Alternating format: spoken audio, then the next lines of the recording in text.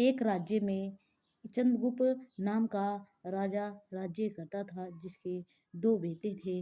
बड़े बेटे का नाम मदन था। वह बड़ा ही बहादुर था। उसके बड़ा बेटा मदन सेन इतना ज़्यादा वीर था और सुंदर था। मदन सेन की पत्नी का नाम चंद्रप्रभा था। वह भी बेहद सुंदर थी। वह अपने समान सुंदर किसी स्त्री को न समझती थी। चंद्रप्रभा हर समय में होशियारी थी। गाना भी उसे खूब आता था। एक दिन की बात है कि मदन सेन के पिता अर्थात राजा ने उसे उसकी किसी खता पर नाराज होकर देश निकाला दे दिया। राजा का हुक्म सुनकर जब चिंतित मदन सेन महल में आया तो मदन सेन को उदास देखकर उसकी पत्नी ने पूछा, आज आप उदास क्यों है? मदन सेन बोला, अब तुमसे क्या कहूँ। आज पिताजी ने मुझे 12 वर्ष के लिए देश निकाला दे दिया है, इसलिए मैं तुमसे विदाई मांगने आया हूँ। यह सुनते ही चंद्रप्रभा गस खाकर नीचे गिर गई और बेहोश हो गई। उसकी यह हालत देखकर मदन सेन से नहीं रहन आ गया। उसे होश में लाने नहीं। के लिए वह सोचने लगा, मैंने बहुत बुरा किया जो अपनी पत्नी को सब कुछ बता दिया। सेन ने जब चंद्रप्रभा पर गुलाब छिड़का तो उसे होश आया। होश में आकर चंद्रप्रभा ने मदन सेन से कहा, प्यार, आप मुझे तो दासी को छोड़कर परदेश चले जाओगे तो मैं आपके बिना कैसे रह पाऊंगी? मैं आपके साथ ही चलूंगी।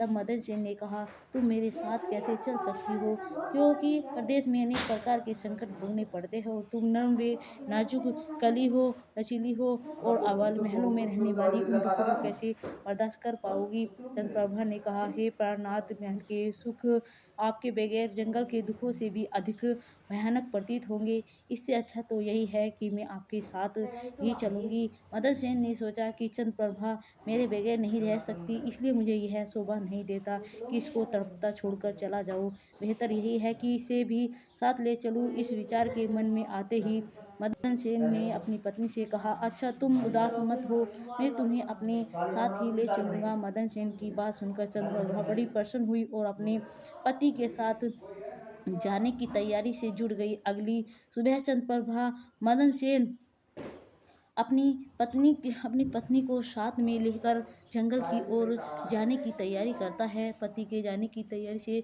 जुट गई। अगली सुबह चंद्रप्रभा मदन सेन शहर से निकलकर एक जंगल में पहुंच गए। जब चलते चलते थक गए तो वह उचित जगह देखकर वे एक बरगद के वृक्ष के नीचे विश्राम करने लगे। वे बहुत अधिक थके हुए थे।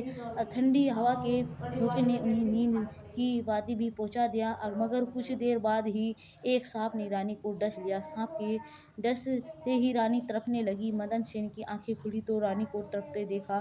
सांप को जाते देखकर मदन सेन बेचैन हो गया। कुछ ही देर बाद रानी विष के प्रभाव से मर गई। रानी को देखकर मदन सेन ऊंचे स्वर में विलाप करने लगा। उसका रोना धोना सुनकर जंगल के जीव जंतु तुरंत ढूंढने लगे। मैं जीकर क्या करूंगा, इसी जंगल में प्राण त्याग दूंगा। यह मन में विचार कर वह रानी की लाश के पास उठा और जंगल में लकड़ियां बीन कर इकट्ठी करने लगा। वह लकड़ियां इकट्ठी करता जाता और रो रो कर कहता था कि रानी की चिता में मैं भी जल पाऊंगा। संयोगवश शिव पार्वती जी पृथ्वी लोक का भ्रमण करते हुए उसी जंगल में आ पहुंचे। पार्वती ने जब मदन सेन के रोने की आवाज सुनी तो उन्हें बड़ी दया और उन्होंने शिव से कहा, हे प्रभु, कोई मानव हृदय विदारक स्वर में रो रहा है, उसके रोने से मेरा हृदय कांप रहा है। आप मुझ पर दया करके उसका दुख दूर कीजिए। पार्वती की बात सुनकर शिवजी ने कहा, हे प्रिय, मैं तुमको इसलिए तो अपने साथ नहीं ला रहा था क्योंकि संसार में हर प्रकार के दुखी मनुष्य हैं। हम किसी किस का दुख दूर करेंगे। तब पार्वती ने कहा, स्वामी, कुछ भी हो, इसका दुख आपको अवश्य ही दूर करना पड़ेगा।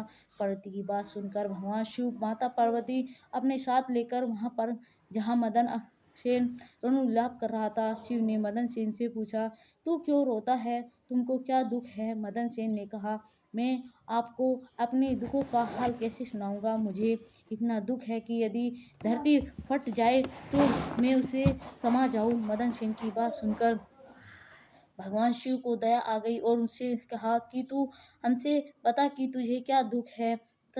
तब मदन सेन ने कहा, महाराज, मैं रतनगढ़ के राजा चंद्रगुप्त का बेटा हूँ। मेरे पिता ने मुझे देश निकाला दे लिया, इसलिए मैं और मेरी पत्नी इस जंगल में आ गए। यहाँ आकर मेरी पत्नी सर्प के डसने से मर गई।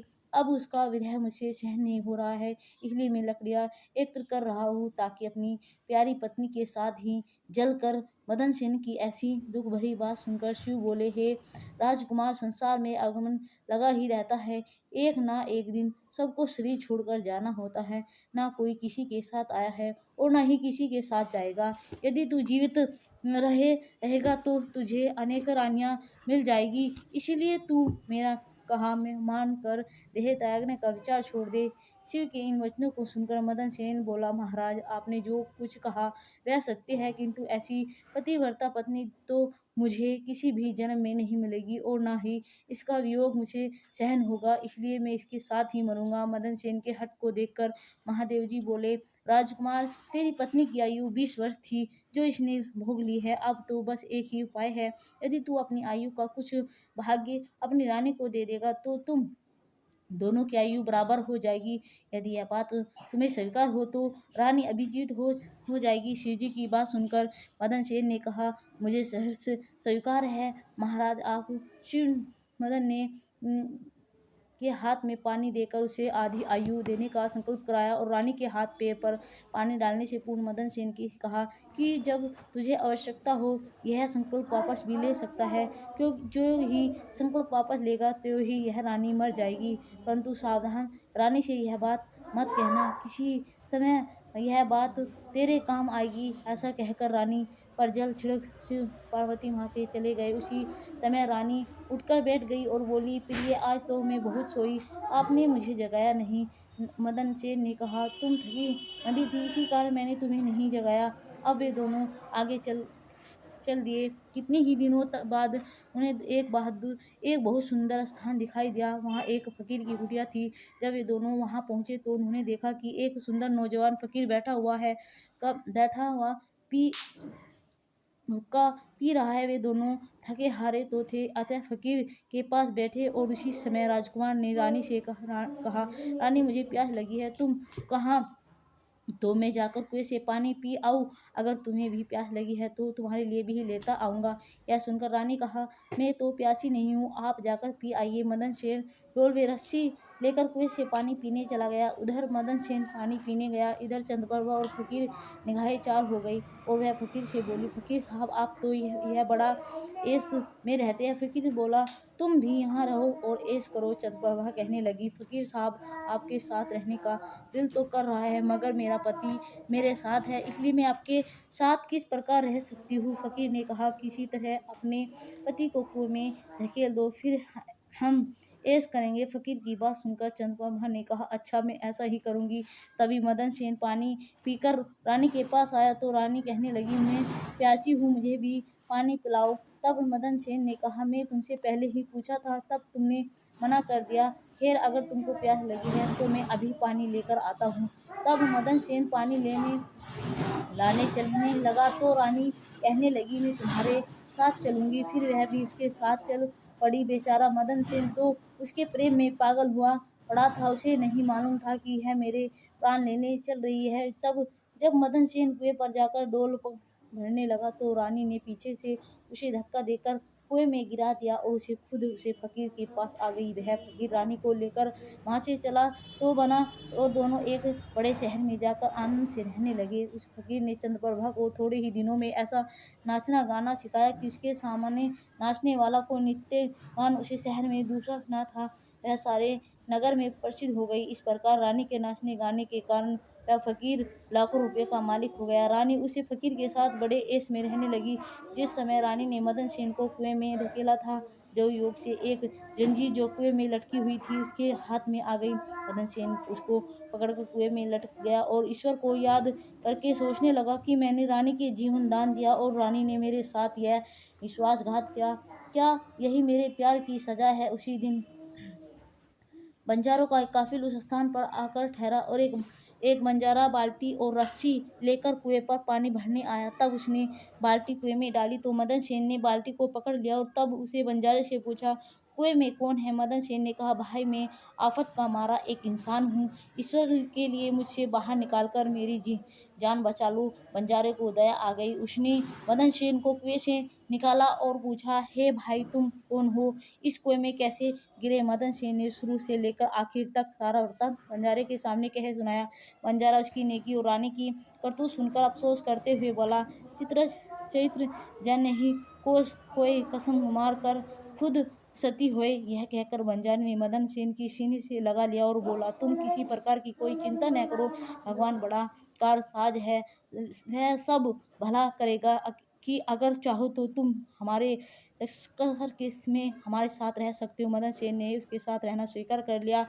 बस बंजारों का वह अक्सर कुछ दिनों के बाद उसी शहर में आया जिसमें रानी चंद्रप्रभा भी फकीर के साथ में फकीर के साथ रहती थी। उस शहर को देखकर मदन सेन ने बंजारे से कहा, भाई मेरी इच्छा कुछ दिन इस शहर में रहने की है, यदि आपकी आज्ञा हो तो कुछ दिनों में इस शहर में बिता लूं।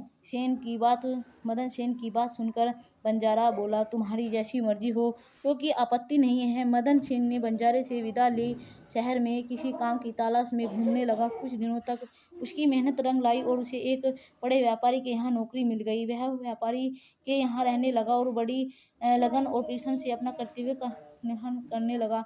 मदन सेन की कर्तव्य निष्ठा और परीक्षा को देखकर उसे अपने यहाँ मुनीम बना लिया। अब मदन सेन के दिन चैन से गुजरने लगे। एक दिन उस नगर के राजा के यहाँ चंद्रप्रभा के नृत्य का आयोजन हुआ।